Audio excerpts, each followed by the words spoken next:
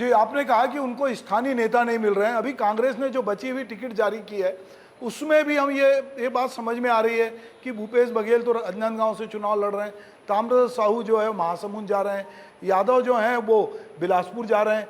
तो क्या वजह है कि बिलासपुर में कांग्रेस के पास नेता नहीं थे या महासमुंद में नेता नहीं थे? ऐसा क्या आपको लग रहा है? देखिए, कांग्रेस जातिवाद की राजनीति कर रही है और बीजेपी विकास की राजनीति कर रही है। क्योंकि उन्होंने विकास नहीं किया तो जनता के पास में किस मुंह से जाएंगे। इसलिए भूपेश बघेल जी दुर्ग से हैं, उनकी दुर्ग से लड़ने की हिम्मत क्यों नहीं है? ताम्रध्वज साहू दुर्ग से हैं, वहां लड़ने की हिम्मत क्यों नहीं है? इनके एक विधायक जो ईडी में फंसे हुए हैं वो भी दुर्ग से हैं, उनकी दुर्ग से लड़ने की हिम्मत क्यों नहीं है?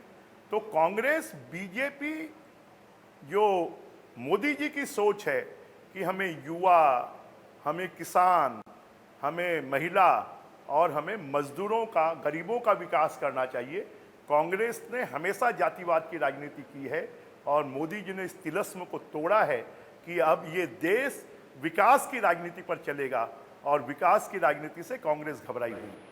जी, कांग्रेस अगर घबराई हुई है तो एक बात मेरे समझ में नहीं आता कि जो सबसे बड़ी पार्टी है भाजपा, वो कांग्रेस से बहुत सारे लोगों को अपने यहाँ प्रवेश दिला रही है और उसको काफ़ी प्रचारित भी कर रही है। अभी मैं मध्य प्रदेश का थोड़ी देर पहले डिबेट कर रहा था तो उसमें आ रहा था कि अल्पसंख्यक भी जो है वो कांग्रेस से छिटक कर बीजेपी की तरह आ रहे हैं और बीजेपी बहुत सारे नेताओं को जो कांग्रेसी है अपने यहाँ प्रवेश कर रही है। जो पार्टी इतनी बड़ी है उसको थके हुए कांग्रेसी क्यों चाहिए?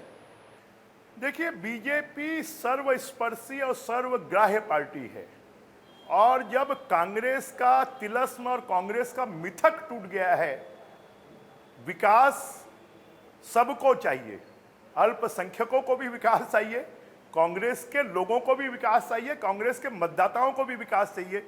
अब कांग्रेस को ये समझ में, जनता को ये समझ में आ गया और कांग्रेसियों को भी समझ में आ गया है कि कांग्रेस पार्टी जो है वो खाली भ्रष्टाचार की पार्टी है, कांग्रेस पार्टी खाली शोषण की पार्टी है, कांग्रेस पार्टी खाली एक परिवार की पार्टी है।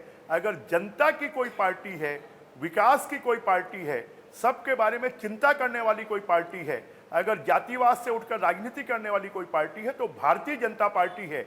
और इसलिए भारतीय जनता पार्टी अपना जनाधार बढ़ाने के लिए, सर्वग्राही बनने के लिए सब प्रकार के लोगों को, क्योंकि वो सिर्फ कार्यकर्ता नहीं है, वो वोटर भी हैं, और इसलिए भारतीय जनता पार्टी का लक्ष्य है कि हम धीरे धीरे कर 51% वोट भारतीय जनता पार्टी के पक्ष में आए।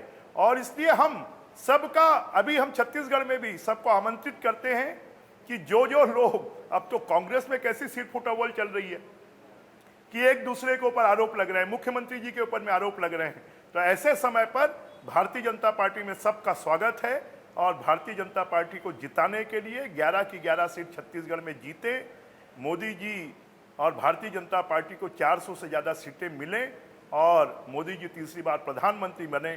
इसके लिए जो लोग ऐसा चाहते हैं वो सब लोगों का हम स्वागत करते हैं, अभिनंदन करते हैं। तो पर ये कांग्रेसी ये भी आरोप लगा रहे हैं कि जो केंद्रीय एजेंसियां हैं उनका दुरुपयोग करके या उनका नाम लेकर या डरा